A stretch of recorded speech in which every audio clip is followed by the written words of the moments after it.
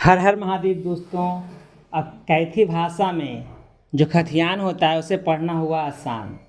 अब यहाँ पे देखेंगे कैथी भाषा में स्वर वर्ण कुल कितने होते हैं और कैथी भाषा में व्यंजन वर्ण कुल कितने होते हैं। कैथी भाषा में स्वर वर्णों की कुल संख्या 10 होती है, जिसे हम सही से देख लेंगे तो हमें खथियान पढ़ने के लिए आ जाएगा। और दूसरा, कैथी भाषा में व्यंजन वर्ण कुल 33 होते हैं, जिसे हम एक बार सही से देख लेंगे तो उसका हम प्रोनाउंसिएशन जो होता है हिंदी में करने के लिए आ जाएगा। तो खथियान से हमको यही देख करके पढ़ना है। चलो हम देखते हैं कि कैथी भाषा में स्वर वर्ण कैसे लिखते हैं। स्वर वर्ण बारी बारी से लिख करके हम दिखाएंगे। तो पहला है अ जो है अ को कैथी भाषा में इस ढंग से लिखते हैं, ठीक है। आकरा, आकरा को कैथी भाषा में जिस तरह से लिखे थे ये उसी ढंग से लिखेंगे और यहाँ पे एक लाइन दे देंगे। ये हुआ आकरा। फिर हर्षई, हर्षई ये हिंदी में होता है और कैथी भाषा में उसी को लिखते हम इस ढंग से। ये हुआ हर्षई। उसके बाद होता है दीर्घई। ये हिंदी में होता है और कैथी भाषा में इसको लिखते हैं हम कुछ इस ढंग से। इसके बाद हुआ ऊ, हर्षौ। हर्षौ ये हिंदी में होता है, कैथी भाषा में इसी को हम लिखते हैं इस ढंग से। इसे जो है ना दो तरीका से लिखा जाता है। हर्षौ एक तरह से ऐसे लिखते हैं और दूसरा तरीका है लिखने का इस ढंग से। ये दोनों को जो कैथी भाषा में लिखा जाता है, ये दोनों का मतलब हर्षौ होता है। तीसरा दीर्घौ, इसको जो है कैथी भाषा में जस्ट जैसे हम लिखे थे हर्षौ को उसी तरह से लिखेंगे दीर्घौ को, लेकिन थोड़ा सा अंतर क्या है, इसको थोड़ा सा ऐसे टच करना है यहाँ पे। ये हो गया दीर्घौ। नेक्स्ट ए है। ए को कैथी भाषा में कैसे लिखेंगे भाई, तो ए को ऐसे लिखेंगे कैथी भाषा में, ठीक है। एक होता है ए को कैथी भाषा में कैसे लिखेंगे, तो जस्ट सेम है जैसे हम हिंदी में लिखते थे ऐसे, और इसी को कैथी भाषा में जैसे हम पहले लिखे थे वैसे लिख करके इसको केवल हमें आगे बढ़ा देना है। ये हो गया ए। नेक्स्ट है ओ। ओ जो है हिंदी भाषा में ऐसे लिखते थे और इसी को कैथी भाषा में लिखेंगे तो जस्ट सेम जो हम अ लिखे थे इस ढंग से, ठीक है ना, इसको एक लाइन आगे बढ़ाकर इसको ऊपर कर देंगे। ये हो गया ओ। नेक्स्ट है औ जो है हिंदी में ऐसे लिखते हैं और इसी को कैथी भाषा में जो है लिखने के लिए जस्ट सेम थोड़ा सा चेंज है, इसी तरह से लिखेंगे हम औ। ये ऊपर में हो गया ऐसे, उसके बाद एक लाइन और ऐसे रहता है। ये हो गया औ। तो कैथी भाषा में स्वर वर्ण कुल 10 होते हैं, जिसे हम देख लिए। नेक्स्ट हम देखेंगे कैथी भाषा में व्यंजन वर्ण कुल 33 होते हैं, उसे कैसे लिखते हैं। तो व्यंजन वर्ण में पहला आता है क। क जो है क को हम इस ढंग से लिखते हैं, जस्ट सेम है भाई, इस ढंग से क को लिखते हैं, नीचे खाली होता है, ठीक है ना। नेक्स्ट होता है ख। ये ख जो होता है इसको कैसे लिखते हैं, तो ख को कुछ इस ढंग से लिखा जाता है। नेक्स्ट है ग। ग को हिंदी में ऐसे लिखते हैं, कैथी भाषा में इसको केवल इस ढंग से लिखा जाता है। नेक्स्ट है घ। घ को ऐसे लिखते हैं हिंदी भाषा में, और कैथी भाषा में जब हम आते हैं तो ये हो जाता है ये भाई, लिपि जो है चेंज होता है इसका, सॉरी ये नहीं होता है, इसको हम इसी ढंग से लिखते हैं, ऐसे लिखते हैं घ। अंगा।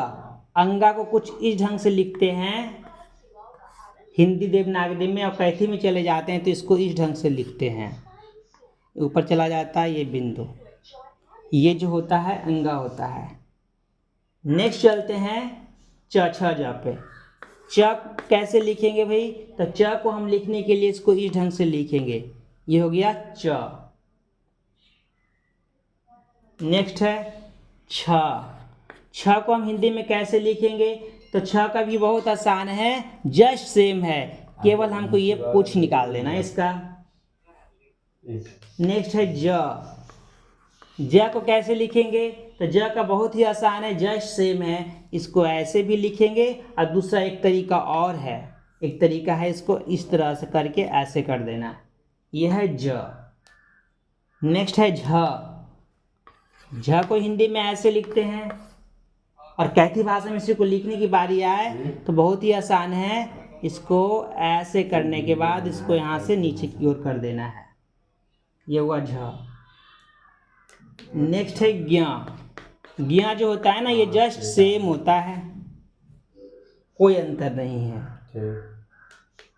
उसके बाद होता है ट। ट जो है, ट को लिखने के लिए हम ऐसे लिखते हैं, ये हुआ ट।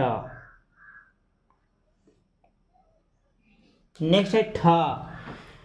ठ ध्यान से देखना भाई, ठ को ऐसे लिखते हैं हम, ये हुआ ठ। नेक्स्ट है ड। ड को हिंदी में ऐसे लिखते हैं, तो इसी को हम कैथी भाषा में इस तरीका से कुछ लिखते हैं, ज़्यादा कुछ नहीं है ये। नेक्स्ट है ढ। ढ को कुछ ऐसे लिखते हैं, तो इसी को हिंदी भाषा में हम जो कैथी भाषा में इसे हम केवल इस तरह से करते हैं, ये हुआ ढ। नेक्स्ट है न। न को लिखने का तरीका तो बहुत ही आसान है, गजब है। ये देखिए न, ये ऐसा है ना, केवल 3 लाइन खींचने हैं, इसको इस तरह से खींच देना है, ये हो गया न। नेक्स्ट है त। त कुछ ऐसे लिखते हैं हिंदी में, और जब कैथी में आते हैं तो जस्ट सेम एक होता है, ठीक ना, लेकिन इसको दूसरा तरीका से भी लिखा जाता है, तो वो कैसे लिखते हैं? इसको हम इस तरह से ऐसे करते हैं, बीच से लाइन खींच देते हैं यहाँ पे ऐसे, ये 2 तरीका हो गया लिखने का। नेक्स्ट है थ। थ ऐसे होता है जस्ट सेम, थ के जैसा ही लिखा जाता है, ऊपर में थोड़ा सा करके ऐसे कर देना है, ये थ है। नेक्स्ट है द। द कुछ ऐसे लिखते हैं हिंदी में, और एक कैथी भाषा में जाते हैं तो उसे हम इस तरीका से लिखते हैं, द। नेक्स्ट है ध।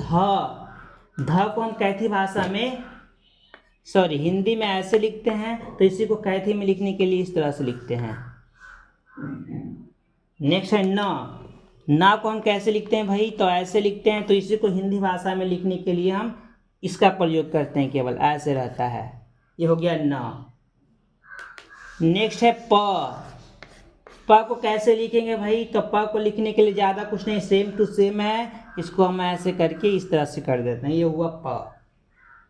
फ। फ को लिखने का तरीका 2 है, हिंदी में ऐसे लिखते हैं, तो ये कैथी भाषा में 2 तरीका है, एक है भाई ऐसे, ठीक है, ये ऊपर की ओर चला जाएगा, है ना, नहीं तो नीचे की ओर आता तो क हो जाता, ठीक है। नेक्स्ट और इसका एक लिखने का तरीका एक और है कि इसको हम क की तरह तो कर सकते हैं, बट यहाँ से एक पुछ ऊपर की ओर निकाल देंगे, ये 2 तरीका है फ लिखने का।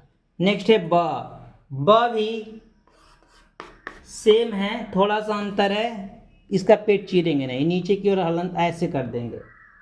नेक्स्ट है भ। ध्यान देना है भ और म में, भ और म में क्या है? भ जो है उसको कैथी भाषा में कुछ इस ढंग से लिखते हैं, इस ढंग से, ये लाइन खींचा हुआ भाई, अगर ये लाइन नहीं रहता ना तो ये म होता। नेक्स्ट है म। तो म हो गया केवल ऐसे, ये होगा म। अगर इसको यहाँ से लाइन खींच देते ना तो ये भ हो जाता। नेक्स्ट है य। य कैसे लिखेंगे? तो य को लिखने का तरीका बहुत ही आसान है, इसको इस ढंग से लिखेंगे, य सेम है। नेक्स्ट है र। र कुछ ऐसे लिखते हैं, तो इसी को कैथी भाषा में हम ज़्यादा कुछ नहीं हार्ड है, ये आसान है, ऐसे लिखते हैं। नेक्स्ट है ल। ल को ऐसे लिखते हैं, तो कैथी भाषा में इसी को हम इस तरीका से लिखते हैं, और इसको लिखने का तरीका 2 है, एक तरीका और है, इसको हम ऐसे भी लिखते हैं, ल लिखने का दो तरीका है। नेक्स्ट है ब। ब को कैसे लिखेंगे? तो भाई हम प फ ब को लिखे थे, सेम उसी तरीका से लिखेंगे इसको भी। उसमें हलंत होता था लेकिन इसमें बिंदु हो जाएगा व में, ध्यान देना है। अगर ये बिंदु नहीं देंगे, ये बिंदु नहीं देंगे तो हो जाएगा ये ब का रूप हो जाएगा। हलंत देंगे, यहाँ हलंत दे देंगे, ये बिंदु हटा देंगे तो हो जाएगा ब का रूप। ऐसे यहाँ पे पॉइंट दिए हैं, बिंदु दिए हैं, तो ये हो गया ब का रूप। नेक्स्ट है तालब स। तालब स को कुछ इस ढंग से लिखते हैं, एक कैथी भाषा में, कंफ्यूजन नहीं होना है। मूर्धन्य स, ये मूर्धन्य स है, इसको कैथी भाषा में कुछ इस ढंग से लिखते हैं, ये बिंदु होता है यहाँ पे। नेक्स्ट है दंत स। ये है दंत स, इसको जो है लिखने का तरीका है इस तरह से, ऐसे। नेक्स्ट है हा। हा है तो हा को लिखने का तरीका ऐसे है। सॉरी, हिंदी में ज़्यादातर लोग हा ऐसे लिखते हैं, बट कैथी में ऐसे लिखा जाता है। आप लोगों को ये समझ में आ गया होगा। और ये कैथी ये स्वर वर्ण और व्यंजन वर्ण अगर ये याद हो जाते हैं सही से, तो जो खतियान है उसमें जो कैथी भाषा में लिखा हुआ है उसे पढ़ने में बहुत ही आसानी हो जाएगी। इसे एक दो बार ट्राई करने से हो जाएगा। इसके बाद खतियान को कैसे पढ़ते हैं, इसका यूज कैसे करते हैं, नेक्स्ट वीडियो में हम लेकर के आएंगे। इसके लिए सपोर्ट करें, सब्सक्राइब करें, लाइक करें और कमेंट करें। हर हर महादेव। शेयर भी करें।